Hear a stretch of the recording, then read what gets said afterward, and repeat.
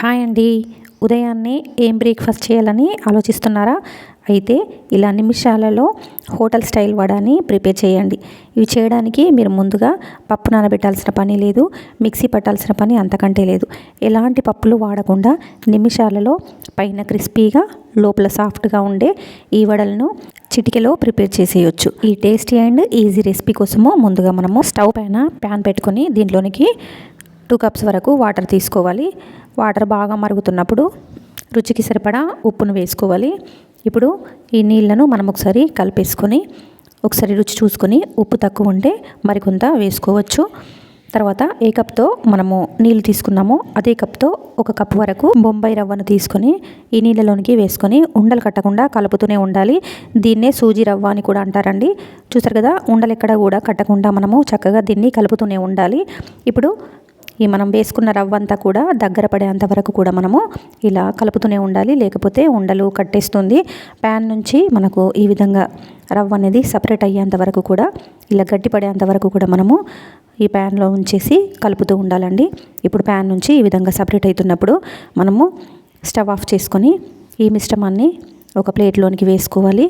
ఇప్పుడు ఇది కొంచెం చల్లారిన తర్వాత కొంచెం గోరువెచ్చగా ఉండగానే చేతికి కొంచెము తడంటించుకుంటూ చక్కగా మెత్తగా అయ్యేంత వరకు కూడా మనము కలిపేసుకోవాలండి.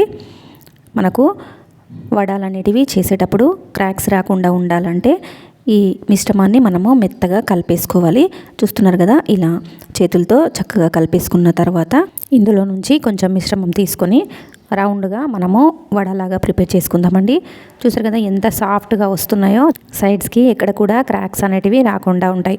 ఒకవేళ మీరు క్రాక్స్ వచ్చినా కానీ చేతికి మరికొంత నీటితో తడి చేసుకొని మీరు ఈ విధంగా వడలను ప్రిపేర్ చేసుకున్నట్టయితే మనకు ఈ వడ అనేటివి రెడీ అయిపోయినట్టేనండి. వర్కింగ్ ఉమెన్స్కి అయితే ఇది చాలా బాగా యూజ్ అవుతుంది. ఎందుకంటే సమయం తక్కువగా ఉంటుంది కాబట్టి ఇలా పప్పులు నానబెట్టకుండా అప్పటికప్పుడు వడాన్ని ప్రిపేర్ చేసుకోవచ్చు. తర్వాత స్టవ్ పైన కడాయి పెట్టేసుకొని డీప్ ఫ్రైకి సరిపడా ఆయిల్ని మనము బాగా వేడి చేసుకొని ఆయిల్ బాగా వేడిగా ఉన్నప్పుడే ఫ్లేమ్ని మనము హై ఫ్లేమ్లో ఉంచేసుకొని ఈ వడాలని మనము మంచి రంగు వచ్చేంత వరకు ఫ్రై చేసుకోవాలి. మరి మిగిలిన వడాల కంటే ఈ వడాలని మనము ఫ్రై చేసేటప్పుడు ఎక్కువ సమయం పడుతుందండి. ఇవి తొందరగా ఫ్రై అవ్వవు. ఫ్రై అవ్వడానికి ఎక్కువ సమయం అనేది పడుతుంది. ఎందుకంటే లోపల ఉన్న సూజీ రవ్వ అంతా కూడా ఈ ఆయిల్లో ఫ్రై అవ్వడానికి కొద్దిగా సమయం ఎక్కువ పడుతుంది. అయినా మంచి గోల్డెన్ బ్రౌన్ కలర్ వచ్చేంత వరకు ఉంచండి. తర్వాత మనము ఆయిల్లో నుంచి తీసేసుకున్నట్టయితే మనకు easy and tasty vada ready అయిపోయినట్టేనండి. ఇవి పైన చాలా క్రిస్పీగా ఉంటాయి, లోపల చాలా సాఫ్ట్గా ఉంటాయండి.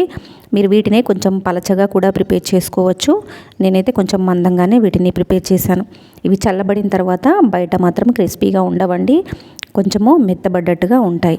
కాబట్టి వేడివేడిగా ఉన్నప్పుడే వీటిని మనము సర్వ్ చేసుకొని తిన్నట్టయితే చాలా క్రిస్పీగా టేస్టీగా ఉంటాయండి. మరి ఈ వీడియో మీకు నచ్చినట్టయితే ఒక లైక్ చేయడం మాత్రం మర్చిపోకండి. ఇలాంటి ఈజీ అండ్ ఇంట్రెస్టింగ్ రెసిపీస్ కోసం నా ఛానల్ని సబ్స్క్రైబ్ చేసుకోండి. Thank you for watching this video. Thank you అండి.